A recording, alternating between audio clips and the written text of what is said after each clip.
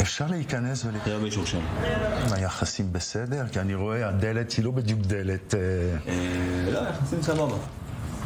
כן? כן. לא החלפנו שום דבר כי עד שלא היה פסק דין, אבל עוד מעט נחליף. מה תחליפו את הדלת? את הכל, כן, מה שצריך. This is the entrance to the ground floor of the Little Petra Inn, the annex to the historic Petra Hotel built during the 19th century on the entrance to the old city of Jerusalem. Jewish Hateret Kohanim activists got a foot in the door in March. The room being unoccupied, an eviction order wasn't necessary. Once upon a time, this was a kosher hotel. The Jews were driven out of here. There were pogroms and riots. The Greek Orthodox Church had it for a number of years. And now it'll be Jewish concerns who bring it back, hopefully to its previous glory. In June, following an 18-year legal battle, Israel's High Court upheld a lower court's decision from 2 years back that sanctioned the transfer of leasehold rights to both the Petra and the adjacent imperial hotels to the right-wing Jewish group Hateret Kohanim. The verdict dealt a final legal blow to the Greek Orthodox Patriarchate's efforts to fight the 2004 sale of leases.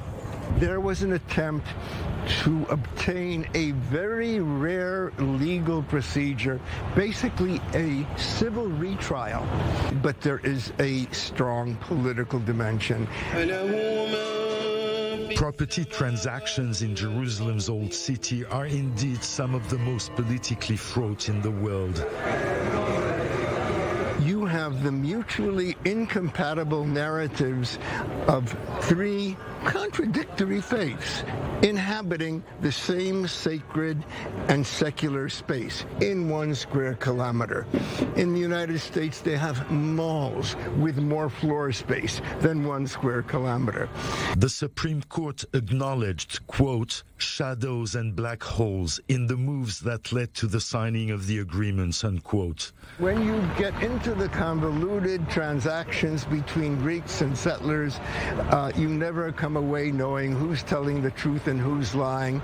It might be a fair bet that at certain times it's everybody.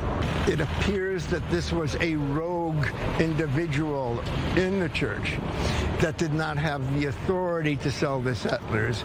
The presumed rogue individual was Nicholas Papademos, the church's chief finance officer, who in 2004 had obtained power of attorney from then Patriarch Irenaeus I and was behind the sale of leases to front companies based in the Virgin Islands.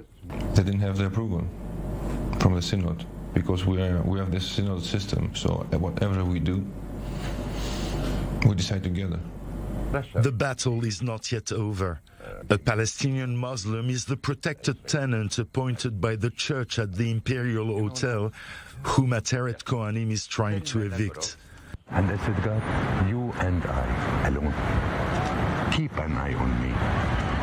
Protect me from these people and keep the hotel in the hands of the church.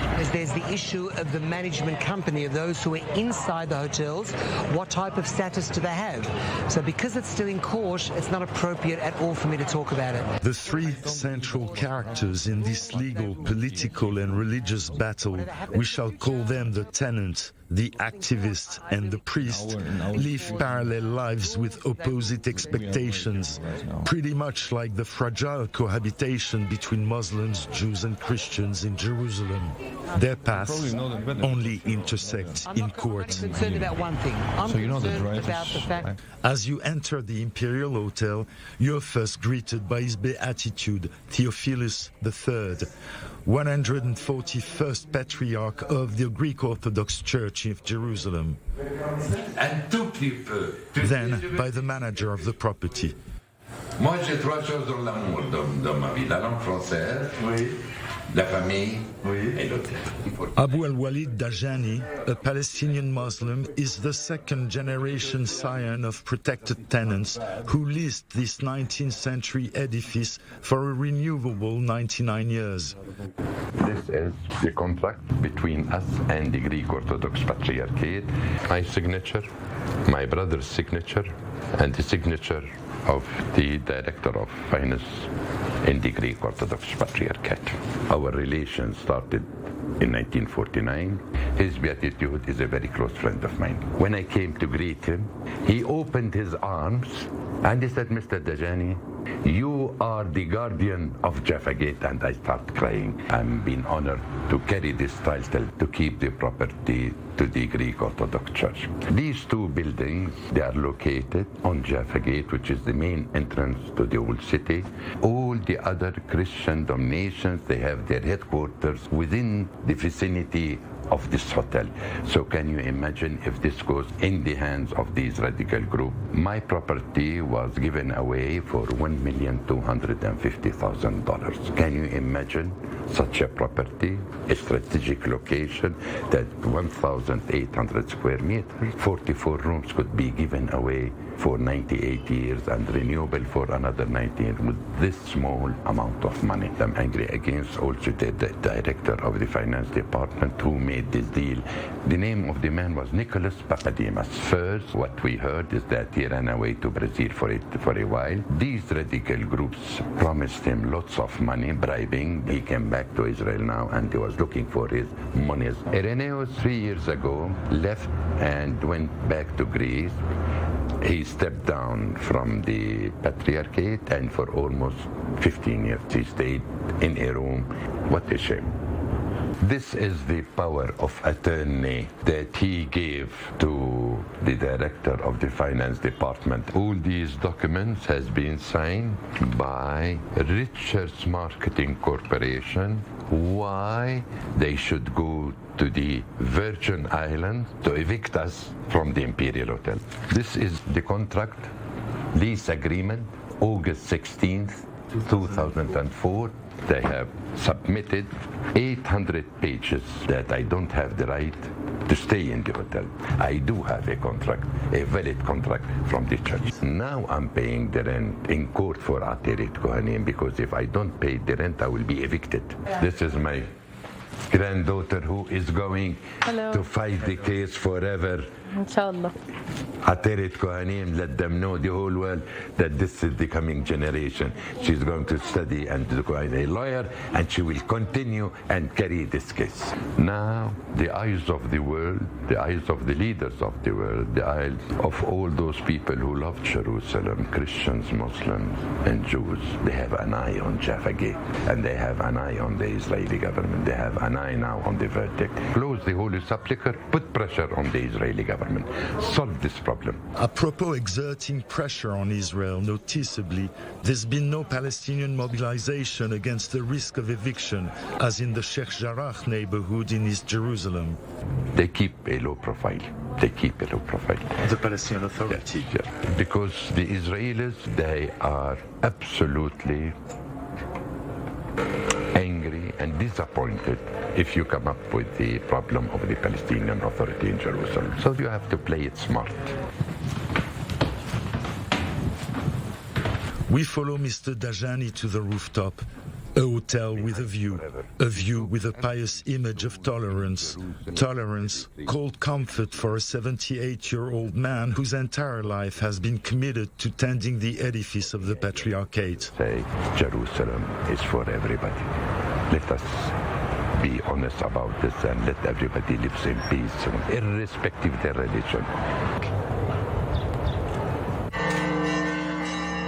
General Archbishop Aristachios of Constantina, elder secretary of the Greek Orthodox Church of Jerusalem, heads the procession. A procession which conjures up some sort of solemn quest for the confirmation that not all is lost in the battle surrounding the fate of the two hotels on Jaffa Gate, a walking distance from the Church of the Holy Sepulchre. Petra and Imperial are our main priority, because if you lose Petra, you can see we lose Jaffa Gate, we lose our entrance.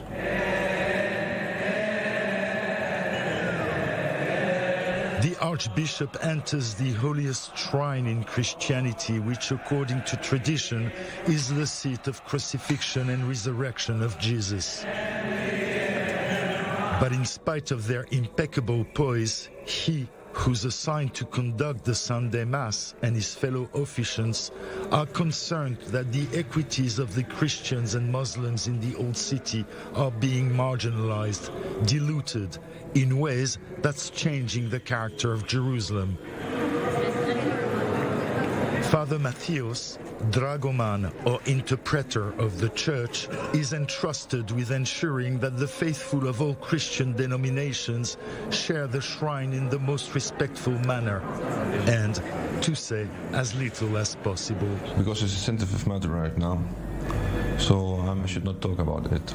We are very careful right now with which people we're talking and how we're dealing. And the Patriarchate holds an estimated 20% of the land in the Old City. But it has little cash income to pay for educational institutions, which the dragoman is in charge of, and for the upkeep of its many churches and monasteries in the Holy Land, which could explain the selling of leasehold property. Christian communities are shrinking because Christians are in the middle of a conflict between Israel and Muslims, and they're trying to find their identity. And the truth is that our religion is our identity. They see themselves as the living stones of the faith.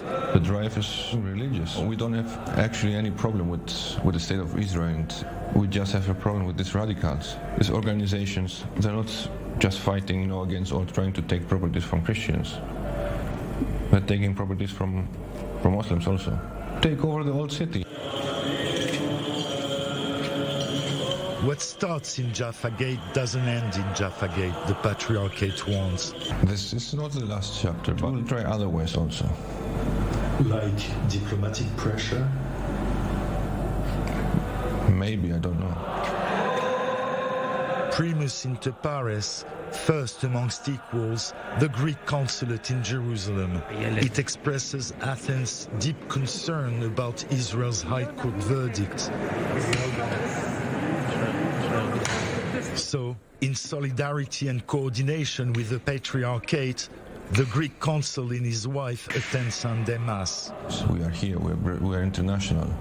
Everybody's coming, visiting, ambassadors. So we actually are not a threat to Israel.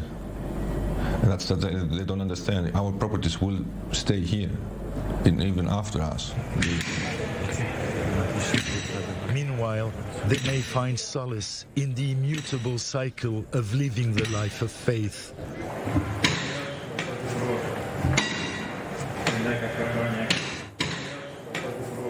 And this is all about Jewish presence, about Jews basically having the right to live anywhere. If an Arab wants to sell, why shouldn't a Jew be able to buy? Once a week, Daniel Luria takes a group of Jewish tourists and shows them the revival of the Jewish presence in the Old City. That's the motive behind the acquisition of both the Petra and the Imperial hotels. Why is the world going crazy about the hotels? People are writing that you're kicking out the Christians? No one's kicking out anyone. When an Arab buys a home from a Jew, he's not kicking out the Jew. It's real estate. He's buying a house. We managed to acquire two very big hotels, or facilitate the acquisitions of two very big hotels at the Jaffa Gate. One of those hotels was a kosher Jewish hotel. It was built and owned by the Amdurski. Before that, a Gibraltar Jew by the name of Amslak in 1820. In between, there was the Greek Orthodox Church. Okay, but now it's back in Jewish hands. But the world jumping up and down, you know what it smells to me like when I hear things like that? Yud and Rhyme. The Jews have no right to live in certain areas. This Jewish revival endeavor doesn't stop at the Christian quarter. The big prize is what Daniel Luria brands as the Old Jewish Quarter. Today there's 1,000 Jews living in the Old Jewish Quarter. There's 90 families, there's 4 yeshivas in what is today called the Muslim Quarter. All around, security abounds, a fact that Daniel Luria doesn't hide. The opposite, in fact. There's 300 cameras looking at wherever we're going.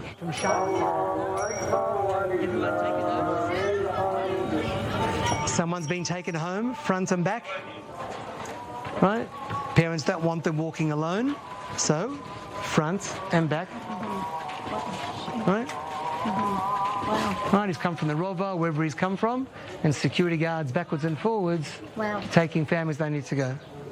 He explains the role of the organization he helps lead in acquiring Palestinian properties. We don't just dump a family and say goodbye.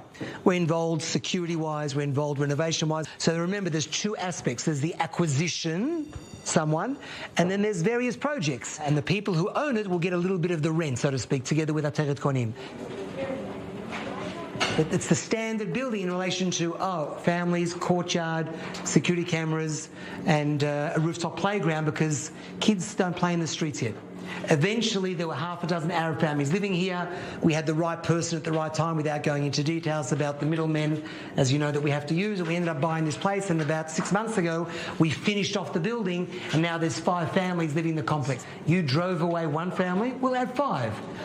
This was the response to the murder of Rabbi Nehemiah Levi and the driving out of 1 Jewish family. If you want real security, double and triple the Jewish presence.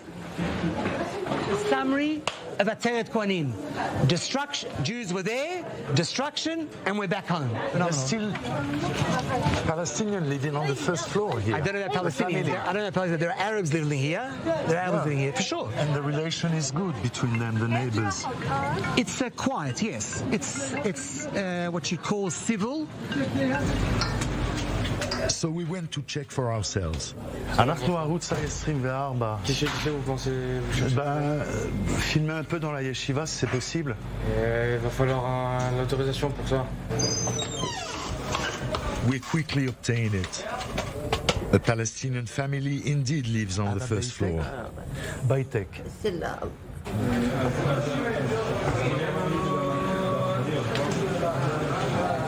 On the upper floor is the renowned Ateret Jerusalem Talmudic Studies Center. Rabbi Shlomo Aviner has been heading the yeshiva for the past 39 years. Et nous sommes revenus dans ce bâtiment. Ce bâtiment a été créé il y a plus de 100 ans. À la guerre d'indépendance, les Juifs ont été chassés de secteurs de la vieille ville. Et après la guerre des 6 jours, nous sommes revenus ici. Tout était presque intact, sauf qu'il y avait de la poussière grise, 10 cm ou 20 cm, comme de la neige. C'est la yeshiva, ça fait 100 ans. The Ateret Jerusalem Yeshiva stands on its own as far as Old City's real estate is concerned. Some sort of miracle, says Rabbi Aviner. For in 1948, most Jewish properties there were ransacked or occupied by Palestinians. Un troisième rabbin, l'arabe, qui habitait en dessous, c'est ce qu'on appelle un juste parmi les nations. Tous les livres, il les a cachés, il a fermé à clé. Chaque fois que les Arabes venaient piller, il disait « c'est à moi ». Et après la guerre des 6 jours, il est venu chez le gouverneur de Jérusalem, qui s'appelait Herzog, et lui a dit « c'est la clé, c'est à vous ». Alors il y a des justes sur terre.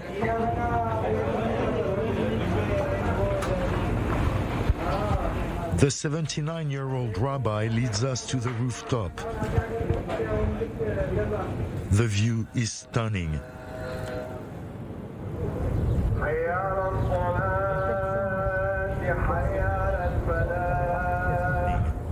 It's midday.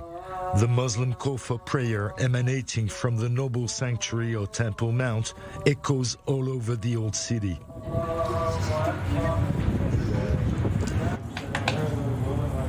It's also time for the Jewish prayer.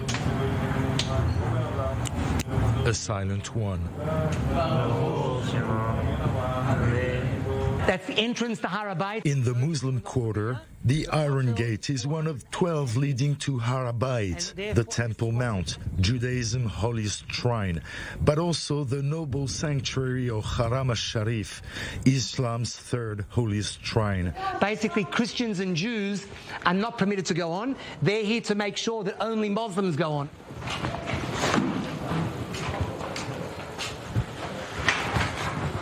It's very important that you know that this is not Ateret Kohanim. It's a separate thing from Ateret Kohanim. The consolation prize is the Little Western Wall, a continuation of the Kotel, site of all Jewish prayers, probably the closest place on earth to the Holy of Holies, which, according to Jewish tradition, housed the Ark of the Covenant. Beit מאוד יפה. The issue of the temple relates to God's realm. Even though every Jew who prays for the temple. I want the temple today. I want the Mashiach today. But there's another reality today. So it's at the moment it stays as a prayer and a dream. But it's a prayer that we believe will be fulfilled because there will be a temple. But that's one of the later stages of the whole process of redemption. What I just said now is talking about praying about the temple. I never talk about praying on Temple Mount. Today's reality is that Abd el-Malik built a mosque there, and one has to understand and accept that reality. Everything will eventually fall into place in the world according to Ateret Kohanim. So you're basically into real estate? Yes, not basically, we are. This is the most important Jewish holy real estate that exists. So maybe we're real estate agents with a twist, because it's not regular real estate. This is ideological real estate. Jews want to be close to the Temple Mount, want to be in the Old City, want to be close to the heart of Jerusalem.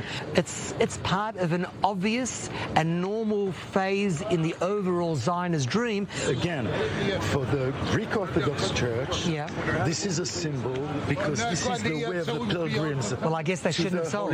Holy Sepulchre. But they sold. Well, there's a disagreement. No, there's no disagreement. The court, amongst them there is a disagreement. That's because not with the court. That's because maybe there were some people that did or didn't know about the deal, but they sold, and it's been ratified. That story is over. There's no use talking about it anymore. It's finished. It's gone. Pierre Clochendler, I-24 News, Jerusalem.